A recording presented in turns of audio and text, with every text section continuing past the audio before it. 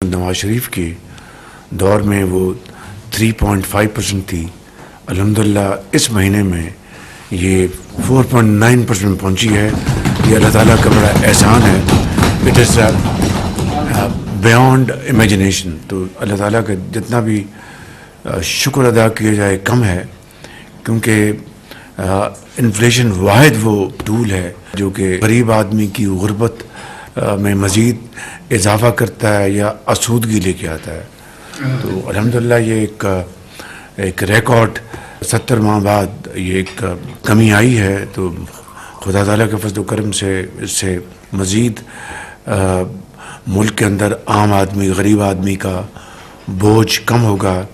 اور امید کی جانی چاہیے کہ اگلا جب اسٹیٹ بینک کا جب ان کی میٹنگ ہوگی تو اس میں پالیسی ریٹ جو ہے انفلیشن اور کم ہونے سے مزید اس میں بہتری کے امکانات. بہرحال یہ فیصلہ تو اسٹیٹ بینک نے کرنا ہے.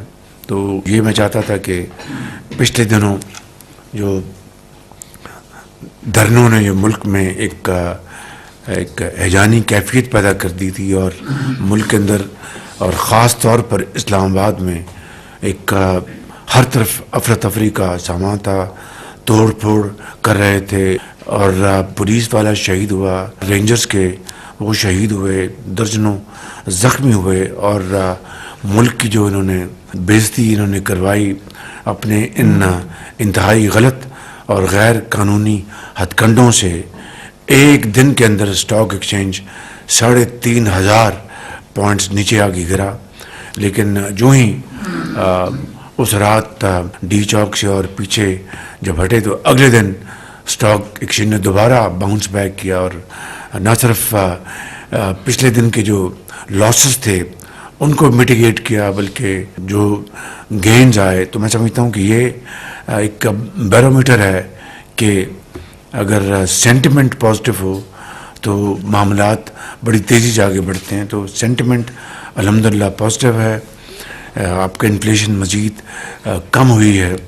اور اب میں سمجھتا ہوں کہ ہمیں اب گروتھ کی طرف بڑھنا ہے، اور ہمیں بالکل فوکسڈ اپروچ سے گروتھ کی طرف بڑھنا ہے. کس طرح ہم اپنے جو معاشی استحکام کے ساتھ اپنی جی ڈی پی میں اس میں ترقی لے کے آئیں.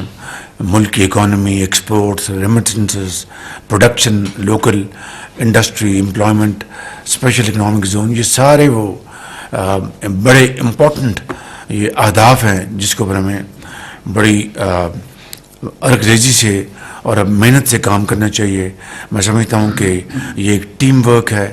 الحمدللہ اگر یہ مزید کمی آئی ہے تو اللہ تعالیٰ کا خاص اس کی کمال مہربانی اور ٹیم ورک کا نتیجہ ہے، جو میں ہمیشہ کہتا ہوں.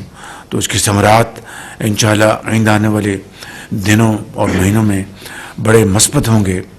دوسری طرف یقیناً جو پچھلے سال کے مقابلے میں تو ہماری کلیکشن زیادہ ہے، اس میں اب کوئی شک کی گنجائش نہیں رہنی چاہیے کہ شارٹ ٹرم میں انفورسمنٹ ہی وہ واحد ٹول ہے جس سے کہ ہم اپنی ریونیو کلیکشن کر سکتے ہیں امپروو. میں آپ کو مثال دے رہا ہوں کہ ابھی چینی کی ہم نے اس جو سال ختم ہوا ہے تقریباً 7,90,000 ہم نے الاؤ کی ہے، اور وہ بھی بڑے احتیاط کے ساتھ، بڑے غور کے ساتھ کہ اس کی قیمت نہ بڑھ جائے.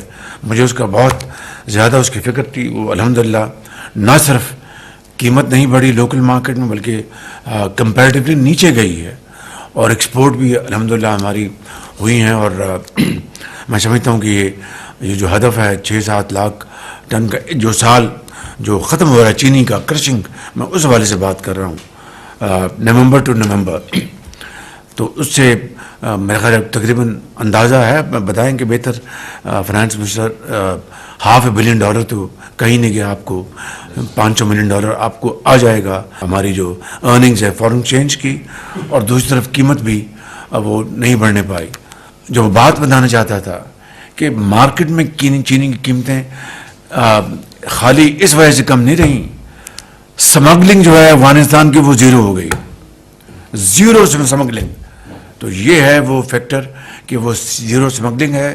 آپ وہ جو اگر لیٹ سے سمگل ہو جاتا 4 लाख टन 5 लाख टन जो कि माजी में कई सालों दहाइयों में होता रहा, तो वो आपके पास अवेलेबल ना होता जो कि आप एक्सपोर्ट कर पाते।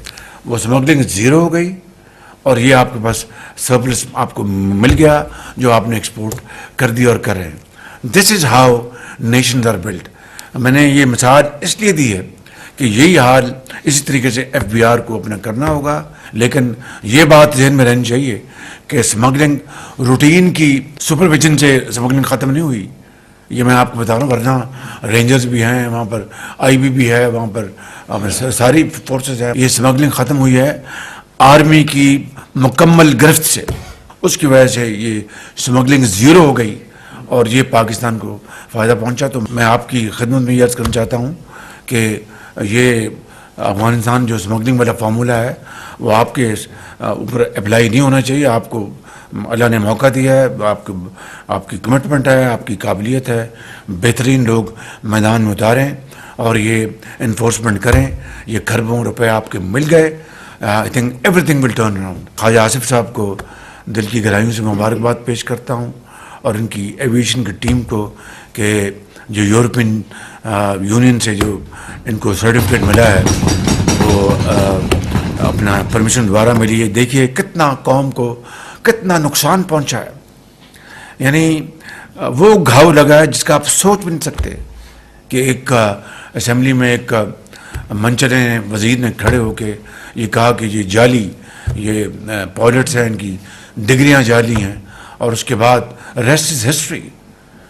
आपको अरबों डॉलर का नुकसान पहुंचा आपको इसी एक पॉइंट के ऊपर।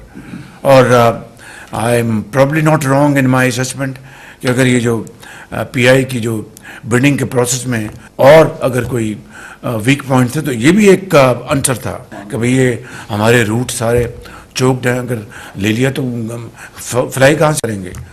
तो मैं समझता हूँ कि कितना नुकसान पहुँचा और कितनी तरद्दुद के बाद मेहनत के बाद ये अल्लाह ताला ने मौका दिया। उसकी भी मैं ख्वाजा आसिफ साहब को और former minister aviation Khawaja Saad Rafi को मैं मुबारकबाद पेश करता हूँ। गाँव सदर में मुबारकबाद पेश करते हैं और मैं दिल की अथाह गहराइयों से कैबिनेट को और पाकिस्तान के अवाम को और इत्तेहादी जमातें के उनके लीडर्स को, तमाम फर्दन मेंबर्स को मैं मुबारकबाद पेश करना चाहता हूँ। पाकिस्तान के 24 करोड़ अवाम को मुबारकबाद पेश करता हूँ कि ये बहुत बड़ी अचीवमेंट है।